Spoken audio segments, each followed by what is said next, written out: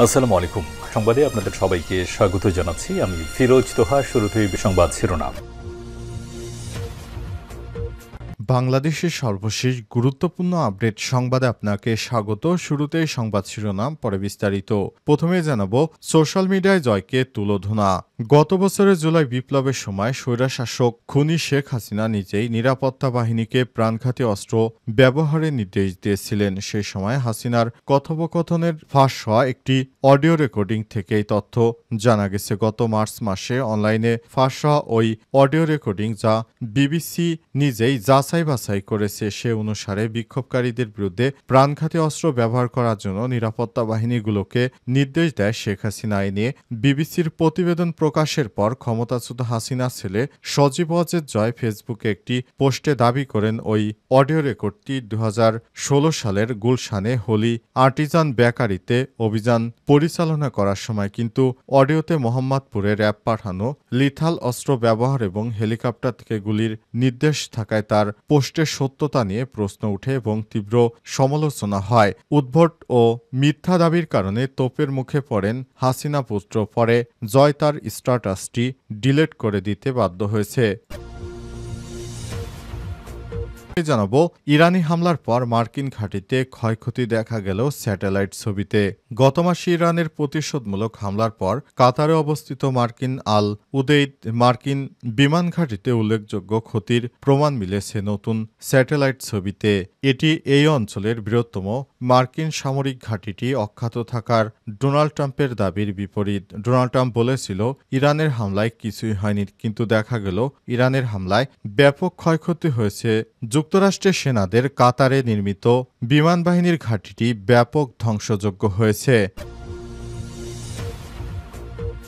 এরপর জানাবো মার্কিন সুরক্ষায় গাজায় দায় মুক্তি পেতে নিখুঁত অপরাধ করছে ইহুদিবাদী ইসরায়েল, বললেন দোহার বিশ্লেষক। আন্তর্জাতিক সম্প্রদায়ের নজরদারিতে ইসরায়েল নিখুঁত অপরাধ করছে, কারণ যুক্তরাষ্ট্রের সমর্থনে ইসরায়েল গাজায় দায় মুক্তির সঙ্গে কাজ করার সুযোগ করে দিয়েছে। এদিকে গাজায় সেনাদের মৃত্যুতে উচ্ছ্বাস প্রকাশ, ইসরায়েলি সাংবাদিক গ্রেপ্তার। চলতি সপ্তাহের শুরুতে উত্তর গাজায় হামাসের সঙ্গে লড়াইয়ের সময় বিস্ফোরণে নিহত ইসরায়েলি 5 সৈন্যের মৃত্যুতে উচ্ছ্বাস প্রকাশ করায় ইসরায়েলের ফ্রে নামক এক সাংবাদিককে গ্রেপ্তার করা হয়েছে। তিনি সোশ্যাল মিডিয়ায় লিখেছিলেন, মানবতার বিরুদ্ধে নিষ্ঠুরতম অপরাধের একটিতে অংশগ্রহণকারী 5 তরুণকে ছাড়া আজ পৃথিবীটা আরেকটু ভালো আছে। এরপরই তাকে গ্রেপ্তার করেছে ইহুদিবাদীরা। এদিকে অস্ত্র সমর্পণ শুরু করেছে কুর্দি বিদ্রোহীরা। কুর্দি বিদ্রোহী সংগঠন কুর্দিস্তান ওয়ার্কার্স পার্টির পিকেকে সদস্যরা আনুষ্ঠানিকভাবে অস্ত্র সমর্পণ শুরু করেছে। আজ ইরাকের কুর্দি অধ্যুষিত উত্তর অঞ্চলে এই অস্ত্র সমর্পণ শুরু হয়। এর মধ্য দিয়ে তুরস্কের বিরুদ্ধে পিকেকের প্রায় 4 দশকের সশস্ত্র সংগ্রামের ইতি ঘটতে যাচ্ছে। এই সংঘাতে 40,000-এর বেশি মানুষ নিহত হয়েছে। সোশ্যাল মিডিয়ায় জয়কে তুলোধনা। গত বছরের জুলাই বিপ্লবের সময় স্বৈরশাসক খুনি শেখ হাসিনা নিজেই নিরাপত্তা বাহিনীকে প্রাণঘাতী অস্ত্র ব্যবহারের নির্দেশ দিয়েছিলেন। সেই সময় হাসিনার কথোপকথনের ফাঁস হওয়া একটি অডিও রেকর্ডিং থেকে এই তথ্য জানা গেছে। গত মার্চ মাসে অনলাইনে ফাঁস হওয়া ওই অডিও রেকর্ডিং, যা বিবিসি নিজেই যাচাই বাছাই করেছে, সে অনুসারে বিক্ষোভকারীদের বিরুদ্ধে প্রাণঘাতী অস্ত্র ব্যবহার করার জন্য নিরাপত্তা বাহিনীগুলোকে নির্দেশ দেয় শেখ হাসিনা। এ নিয়ে বিবিসির প্রতিবেদন প্রকাশের পর ক্ষমতাচ্যুত হাসিনা ছেলে সজীব ওয়াজেদ জয় ফেসবুকে একটি পোস্টে দাবি করেন ওই অডিও রেকর্ডটি 2016 সালের গুলশানে হোলি আর্টিজান বেকারিতে অভিযান পরিচালনা করার সময়, কিন্তু অডিওতে মোহাম্মদপুরে র্যাব পাঠানো লিথাল অস্ত্র ব্যবহার এবং হেলিকপ্টার থেকে গুলির নির্দেশ থাকায় তার পোস্টের সত্যতা নিয়ে প্রশ্ন ওঠে এবং তীব্র সমালোচনা হয়। উদ্ভট ও মিথ্যা দাবির কারণে তোপের মুখে পড়েন হাসিনা পুত্র। পরে জয় তার স্ট্যাটাসটি ডিলিট করে দিতে বাধ্য হয়েছে। যার সমালোচনা করে অনুসন্ধানী সাংবাদিক জুলকারনাইন সায়ের বলেছেন, জনাব সজীব ওয়াজেদ এই দাবি যদি অসত্য, তারপরও তাকে ধন্যবাদ এটা স্বীকার করার জন্য যে অডিওর কণ্ঠটি তার মায়েরই। তিনি অন্তত এটা বলেননি যে এটা প্রযুক্তির ব্যবহার এআই দিয়ে তৈরি। ইমতিয়াজ মির্জা লিখেছেন, হলি আর্টিজান লিথাল ফোর্স ব্যবহার করতে হবে কেন? সেখানে তো অস্ত্র হাতে জঙ্গিরা ছিল। এছাড়াও সে জয় স্বীকার করে নিয়েছে এটা সে আর তার খুনি মায়ের হাতে রেকর্ডিং ক্ষমতায় থেকে এরকম শত শত মিথ্যা বলে পার পেয়ে গেছে জয়। এখন দেশের মানুষ এদের মিথ্যা পড়ার আগেই ধরতে পারে। ধরা খাওয়ার পর স্ট্যাটাসটি ডিলিট করে দিয়েছে সজীব ওয়াজেদ জয়।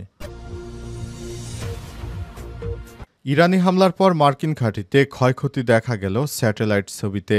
গত মাসে ইরানের প্রতিশোধমূলক হামলার পর কাতারে অবস্থিত মার্কিন আল ইদেইদ মার্কিন বিমান ঘাঁটিতে উল্লেখযোগ্য ক্ষতির প্রমাণ মিলেছে নতুন স্যাটেলাইট ছবিতে। এটি এই অঞ্চলের বৃহত্তম মার্কিন সামরিক ঘাঁটিটি অক্ষত থাকায় ডোনাল্ড ট্রাম্পের দাবির বিপরীত। আজ 1 জুলাই অ্যাসোসিয়েট প্রেসের বিশ্লেষণ করা ছবিতে দেখা গেছে ইরানের হামলা মার্কিনীদের নিরাপদ যোগাযোগের জন্য ব্যবহৃত একটি জিওডেসিকে গম্বুজ আবাসন সরঞ্জামকে আঘাত করে। অনুসন্ধান থেকে বলা হয়েছে স্যাটেলাইট ছবিতে দেখা গেছে 23 জুন সকালে ইরানের প্রতিশোধের দিন জিওডেসিক গম্বুজটি অক্ষত অবস্থায় দেখানো হয়েছে, কিন্তু 25 জুনের পরবর্তী চিত্রগুলো গম্বুজটি সম্পূর্ণ অদৃশ্য দেখা যায়। দৃশ্যমান পোড়াচিহ্ন এবং সংলগ্ন একটি ভবনের কিছু ক্ষতিও দেখানো হয়েছে। এপির প্রতিবেদনে বলা হয়েছে, তবে এখন পর্যন্ত যুক্তরাষ্ট্র বা কাতারি কর্তৃপক্ষের পক্ষ থেকে ক্ষয়ক্ষতি সম্পর্কে কোনো আনুষ্ঠানিক প্রতিক্রিয়া পাওয়া যায়নি। উভয় সরকারের পক্ষ থেকে ঘটনাটি প্রকাশ্যে স্বীকার করা হয়নি।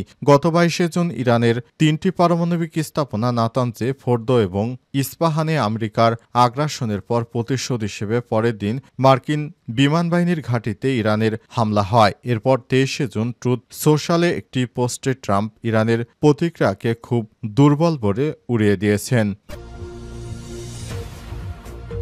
মার্কিন সুরক্ষায় গাজায় দায়মুক্তি পেয়ে নিখুঁত অপরাধ করছে ইসরায়েল, দোহার বিশ্লেষণ।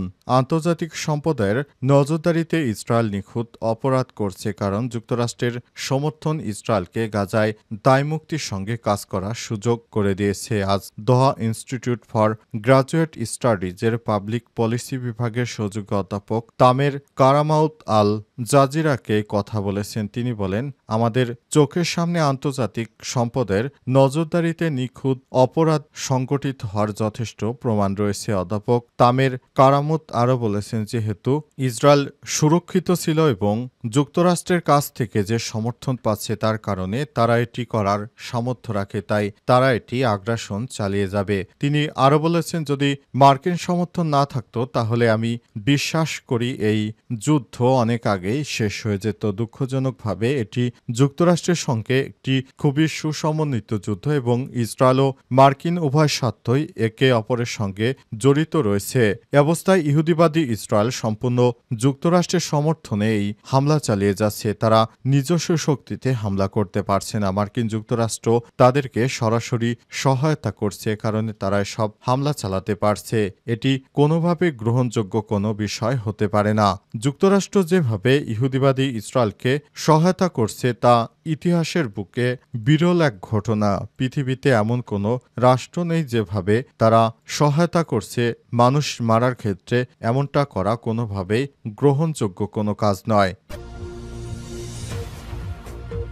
গাজা সেনাদের মৃত্যুতে উচ্ছ্বাস প্রকাশ, ইসরায়েলি সাংবাদিক গ্রেপ্তার। চলতি সপ্তাহের শুরুতে উত্তর গাজায় হামাসের সঙ্গে লড়াইয়ের সময় বিস্ফোরণে নিহত ইসরায়েলি 5 সৈন্যের মৃত্যুতে উচ্ছ্বাস প্রকাশ করায় ইসরায়েল ফ্রে নামক এক সাংবাদিককে গ্রেপ্তার করা হয়েছে। তিনি সোশ্যাল মিডিয়ায় লিখেছিলেন, মানবতার বিরুদ্ধে নিষ্ঠুরতম অপরাধের একটিতে অংশগ্রহণকারী 5 তরুণ ছাড়া আজ সকালে পৃথিবী আরেকটু ভালো। ফ্রে গাজায় ইসরায়েলি দখলদার বাহিনীর কর্মকাণ্ডের সমালোচনা করে প্রায়শ সোশ্যাল মিডিয়ায় পোস্ট করেন। তাকে সন্ত্রাসবাদে উস্কানি এবং সমর্থনের অভিযোগে তেল আবিব ম্যাজিস্ট্রেট আদালতে তোলা হয়। আদালত তাকে আটক করার নির্দেশ দিয়েছে। ইসরায়েলের সাংবাদিক আরও লিখেছেন, দুঃখের বিষয়, গাজায় যে ছেলেটি এখন অ্যানেস্থেশিয়া ছাড়াই অস্ত্রোপচার করা হচ্ছে, মেয়েটি অনাহারে মারা যাচ্ছে এবং বোমাবর্ষণের মুখে পরিবারগুলো তাঁবুতে আটকে আছে, সেটার কাছে এটা 5 সেনার মৃত্যু যথেষ্ট নয়। তিনি আরও লিখেছেন, প্রত্যেক ইসরায়েলি মায়ের প্রতি এটি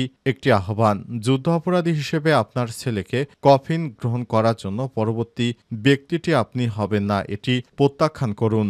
সাংবাদিক ফ্রেকে এরও আগে তার সমালোচনামূলক পোস্টের জন্য আটক করে জিজ্ঞাসাবাদ করা হয়েছিল। গত মার্চ মাসে ফিলিস্তিনপন্থী বেশ কয়েকটি পোস্টের জন্য সন্ত্রাসবাদে উস্কানি দেওয়ার সন্দেহে তাকে জিজ্ঞাসাবাদ করা হয়।